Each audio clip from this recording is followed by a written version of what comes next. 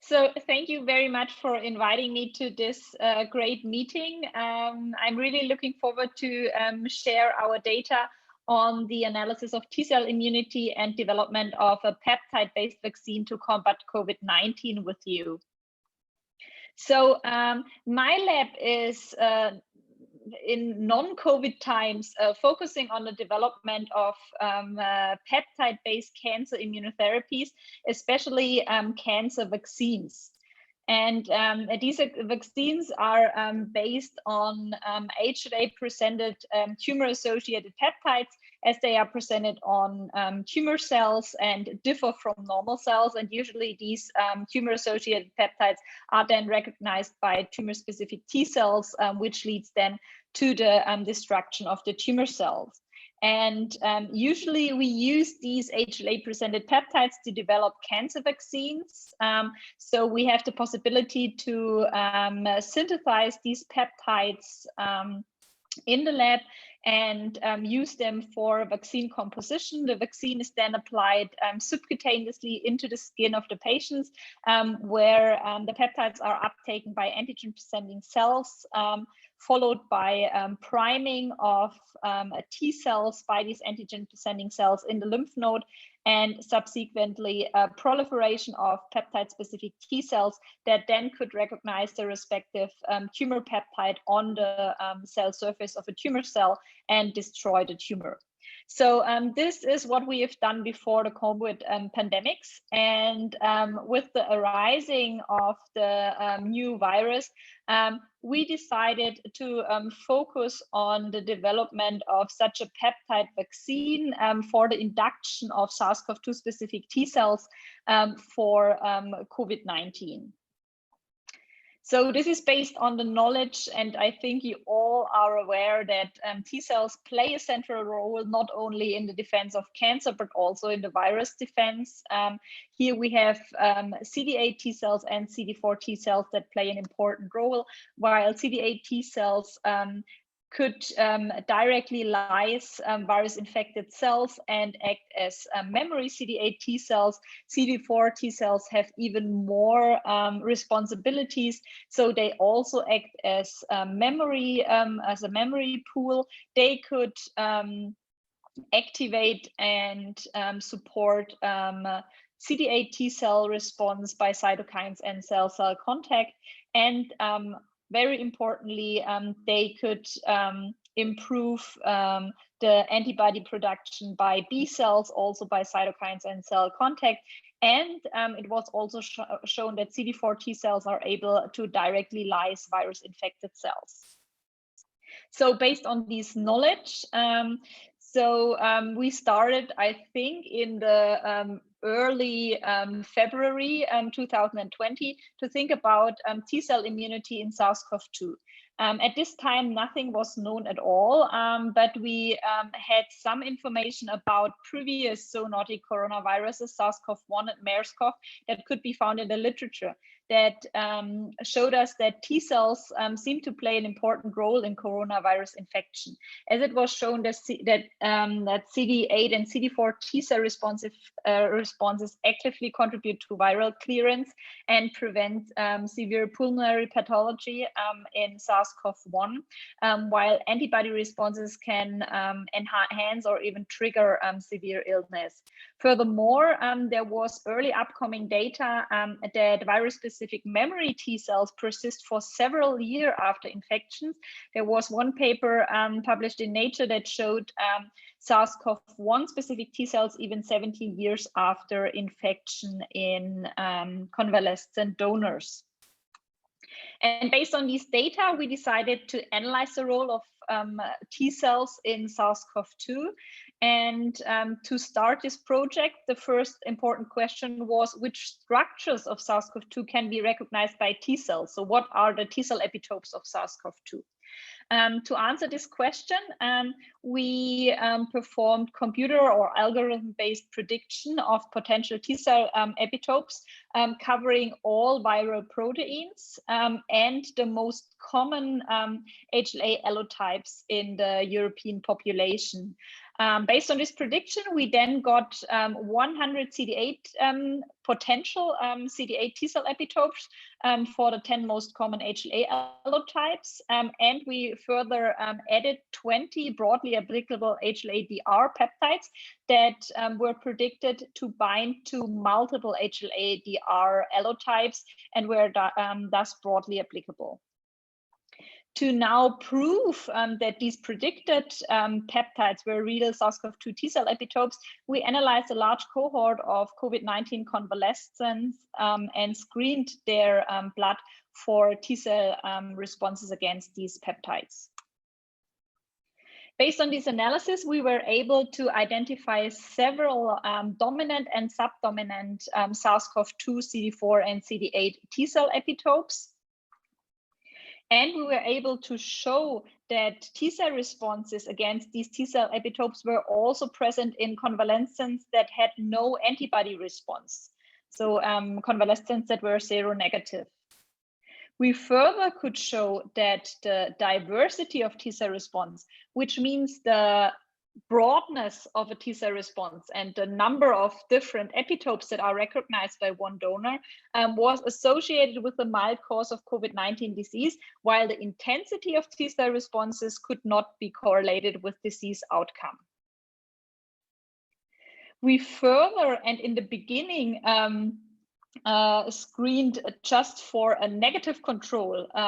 Also donors whose blood was frozen before the beginning of the pandemic, with the aim, as I said, to have a negative control, because we did not expect any immune responses in these donors. Unexpectedly, we could also detect T-cell responses against our SARS-CoV-2 T-cell epitopes in these unexposed donors.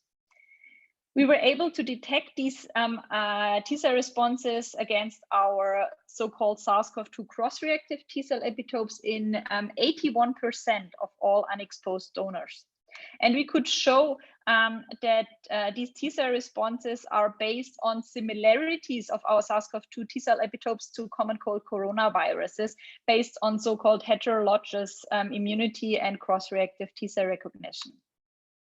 So it's really important to note that the role of these cross-reactive T-cell responses is still not finally clear. So it's not known if and to what degree these cross-reactive T-cell responses protect from infection or have an influence on the course of COVID-19 disease. There are a lot of prospective trials ongoing to evaluate the effect of these cross-reactive T-cells on immunity and disease outcome. We further, and based on my regular research work in the field of hematology and oncology, we're also interested how are the SARS-CoV-2 immune responses in cancer patients, as patients with solid tumors or hematologic malignancies, as these patients were reported to be at special risk for a severe course of COVID-19. Therefore, we analyzed a large cohort of cancer patients that had no contact to SARS-CoV-2 for pre-existing cross-reactive T-cell responses. And what we could show is that the prevalence of pre-existing T-cell responses was markedly reduced in patients with hematological malignancies compared to patients with solid tumors or healthy volunteers. We further could show that this reduced prevalence of cross-reactive T-cell responses might be due to an exhaustion of these T-cells in hematological malignancies. And we further could show that this reduced prevalence is also evident in other viral diseases compared to CMV and EBV. We further analyzed a small cohort of cancer patients that suffered from COVID-19, and we could show that the antibody response in this cohort was comparable to healthy volunteers in the prevalence as well as in the intensity of antibody responses. Furthermore, we could show that the prevalence of SARS-CoV-2 specific T-cell responses was also comparable in cancer patients compared to healthy volunteers, but the intensity of the T-cell responses were reduced in cancer patients compared to healthy volunteers. We further could show, when we had a look on single epitopes that were recognized by cancer patients, that the expandability of T-cell responses was reduced for several of these epitopes, which means that cancer patients were not able to expand their T-cells upon cultivation in vitro. And furthermore, we could show that the diversity, so the number of different epitopes that were detected by the patients was markedly reduced in cancer patients compared to healthy volunteers, again, especially in patients with hematological malignancies. And we could show that these reduced diversity, as we have before shown in healthy convalescent donors, is also in cancer patients associated with a worse disease outcome of COVID-19. We further, and now coming back to the healthy convalescent cohort, we're interested is what is happening with the T-cell responses and immune responses to SARS-CoV-2 in the long-term follow-up. And therefore, we monitored some of our initial cohort donors for up to 6 months after infection, and screened them for T-cell and antibody response and asked them for post-COVID symptoms. We could detect post-COVID symptoms in about 30% of our donors. Most of these donors included in the trial had a mild COVID-19 disease. Only a small fraction was hospitalized, and there were a lot of people that had almost no symptoms in the initial infection, but later suffered from long-term COVID symptoms. We could show that T-cell responses persist after 6 months, with CD4 T-cell responses even increased after time, while we could show that anti-spike IgG and IgA antibodies decreased, whereas nucleocapsid antibodies persist over time. Furthermore, we could show, when again focusing on single epitope T-cell responses, that there were T-cell epitopes that mediate persisting T-cell responses, while there were also T-cell epitopes which show a decrease in T-cell responses in T-cells targeting these epitopes. We were able to detect a so-called persistent dominant T-cell epitope group that were recognized by T-cells after 6 months in up to 100% of analyzed donors. And we further thought that these might be the optimal T-cell epitopes and optimal targets for the design of a COVID-19 vaccine to induce T-cell responses. So why did we decide to develop a peptide-based vaccine candidate slowly based on the induction of T-cells? So this is based on the one hand on the central role of T-cell responses in the immune response against SARS-CoV-2 and the course of COVID-19, as I've shown you before, as well as the suggestion that T-cells are the central component of long-term immunity. And we aimed to develop this vaccine based on T-cell epitopes from various viral proteins, not only limited to the spike protein, to enable a T-cell response that resembles that of the natural SARS-CoV-2 infection. And I think this is most important. We want to provide an alternative vaccine candidate for patient group with B-cell deficiencies, especially cancer patients. And here, as you might know, lymphoma patients that are treated with perhaps anti-CD20 antibody therapy that lack B-cells for several months after treatments and are not able to develop a humoral immune response after vaccination or natural infection. So how could we manage to develop this peptide-based vaccine in the academia?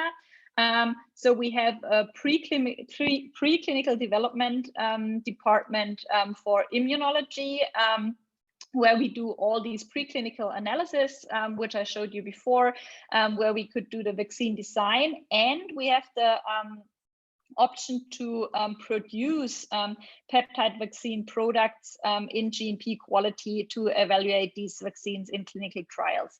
And we have the CCU Translational Immunology, which is the department that is performing the translation, that is development, the study concept, study implementation, and finally the conduct of the study. And we have this platform developed in the beginning for cancer vaccines and could now, in COVID times, use this platform that was already established to develop a vaccine candidate in a timely manner. So how did we design the COVAC-1 peptide vaccine candidate? COVAC-1 consists of 6 HLA-DR T-cell epitopes that cover multiple HLA-DR allotypes and could therefore be used allotype independent. Furthermore, COVAC-1 and the HLA-DR peptides include embedded HLA class 1 SARS-CoV-2 T-cell epitopes to enable also an activation of CD8 T-cells. And furthermore, we selected, as I told you before, those T-cell epitopes that mediate persistent long-term T-cell response after natural SARS-CoV-2 infection. So as all vaccine candidates need adjuvants to induce strong and long-lasting immune responses, we use also an own developed adjuvant, a TLR1/2 agonist, which is called XS15, which was developed by the head of the Department of Immunology in Tübingen, Hans-Georg Rammensee.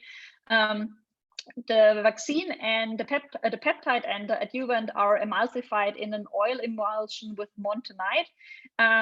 And we had data from cancer patients as well as from first healthy volunteers that showed that this combination is able to induce strong and long-lasting T-cell responses. So COVAC-1 vaccine design and production, as I told you before, was done at the University Hospital Tübingen in our own GMP facility that has the approval for the production of peptide vaccine products for clinical studies. And in November last year, we could start our first phase 1 clinical trial to evaluate the safety, tolerability, and immunogenicity of COVAC-1. So COVAC-1 was applied once to the healthy volunteers that were included in the study, followed by a safety and efficacy follow-up. So this was the study scheme.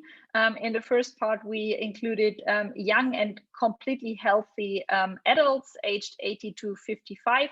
And in the second part, we were able to include patients that were older than 55 and were allowed to have a few pre-existing diseases. So I would like to show you first preliminary data from the younger cohort until day 28, which is the end of immunogenicity follow-up. So as expected for peptide vaccines, including montanide, all patients developed a granuloma at the injection site where the immune response is going on, as well as erythema and swelling. Due to the fact that this immune response is going on locally, we could not detect any systemic inflammatory side effects like fever or shivering or anything like this. And we also did not observe any allergic reactions, so that in total, in this preliminary data, the vaccine is very well tolerated. Concerning immunogenicity, we could induce T-cell responses in 100% of vaccinated subjects after one COVAC-1 vaccination. We could show very early vaccine responses in 92% of donors on day 14 after 2 weeks of vaccine. And we could show that the T cells that were induced were multifunctional, and we could also induce, beside the CD4 T cell responses, CD8 T cell responses. Furthermore, when comparing the COVAX-1 induced T-cell responses to the T-cell responses observed in convalescent donors, we could induce a much more intense T-cell response. And when comparing the COVAX-1 induced T-cell responses to published data of the approved vaccine candidates, we could also see that we induce a much higher frequency of SARS-CoV-2 specific T-cells, here shown in red, compared to the approved mRNA vaccines or the vector vaccine from AstraZeneca. So what is going on? We are currently evaluating the final results of the phase 1 clinical trial and hope to publish the first data in the end of July this year. And we are now heading on. And just last week, our follow-up study that will evaluate COVAX-1 in patients with congenital or acquired B-cell deficiency, especially in leukemia and lymphoma patients with B-cell deficiency, will start in July this year. So the study setup will be comparable to the phase 1 study. We'll start with a phase 1 part to evaluate if the immune responses are as strong as seen in healthy volunteers. And if that is the case, we will proceed to the phase 2 phase. Otherwise, we will add a second vaccine of COVAX-1 after 43 days to improve T-cell responses. So as I said, the study is approved by the regulatory authorities and we hope to start recruitment in July.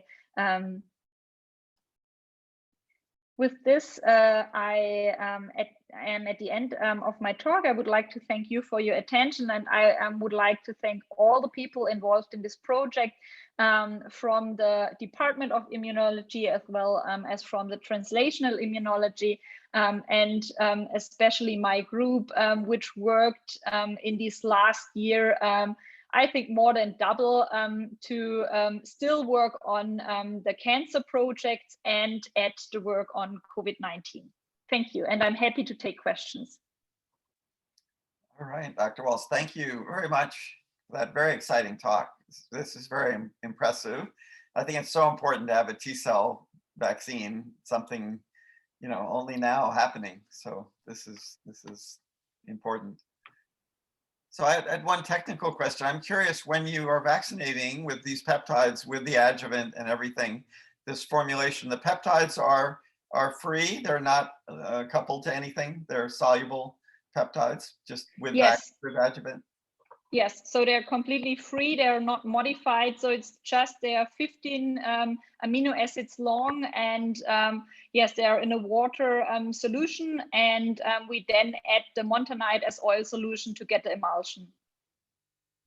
And the cells that are picking them up and delivering them for presentation are, you know, presumably circulating cells in the skin, I guess. Yes, yes. That's why I did not mention that we do not vaccinate in the muscle. We vaccinate subcutaneously in the skin of the abdomen. So the other interesting thing I thought was just the fact of the pre-existing response that so many people have, presumably from former coronavirus infections, I guess. And it's sad that they are not protective, I guess. Yeah. So I think we don't know, because I haven't seen any published prospective trial that is evaluating this. So we have a small trial here ongoing, but it's only including 50 donors where we analyze these pre-existing T-cell responses and then watch them. But so far, none of these 50 got infected, which I don't know is a fact or a matter of a low number, or it's the protection. I'm not so sure. But I think it won't protect completely from infection. It might have a protective effect from severe causes of disease, but we don't know. But these responses were widespread. I mean, they were present in a large fraction of the general population. Absolutely, absolutely, yes. So what scale of trial is going to be required for this? I mean, you know, we're used to 60,000 patients or something for the other vaccines. This is expensive, to say the least. Absolutely, yes, yes. I think a colleague in Berlin, Andreas Thiel, he is doing a larger prospective trial, but I'm not sure how many donors he will include. But I think he's working on this together with a company that is analyzing these pre-existing T-cell responses. So I really hope to hear some results soon from him. Right. Well, if this eventually rolls out in the scale we're seeing in the B cells, that would be, you know, incredibly important. Yeah. All right. Let's see. I will look, see if we have other questions. I'm not seeing any here. Not seeing any here. All right. Juliane, can I ask a quick, perhaps very naive question? Can you comment on the identity of the peptides themselves? We included peptides from all viral proteins. So we have one peptide from the spike protein. We have two peptides from nucleocapsid. We have envelope peptides and membrane peptides. And we have also peptides from non-coding ORFs. And all these peptides were proven to be T-cell epitopes with long-lasting T-cell responses after natural infection. Got it. And it's a mixture of 6. Is that correct? Yes, yes. It's a mixture of 6 promiscuous HLA-DR epitopes, all 15 amino acids long. Thank you. And you're welcome. Do we know the prevalence of the HLAs that will cover? I mean, is it half the population or 90% of the population, or? I think it's even more than 90% of the population, because we selected in the beginning the HLA-DR peptides to bind to multiple HLA-DR allotypes, so that it should cover more than 90%. And based on the results in the convalescence, where we get immune responses in up to 100% against single peptides, and also based on our results in the vaccine trial, where we also see 100% T-cell responses, I think we are really covering most of the people. We also do HLA allotyping for HLA class 1 and 2 for all donors to evaluate if specific HLA-DR allotypes respond to more of the single peptides, or if there are allotypes that could not respond to all of the vaccine peptides. But we haven't analyzed that yet.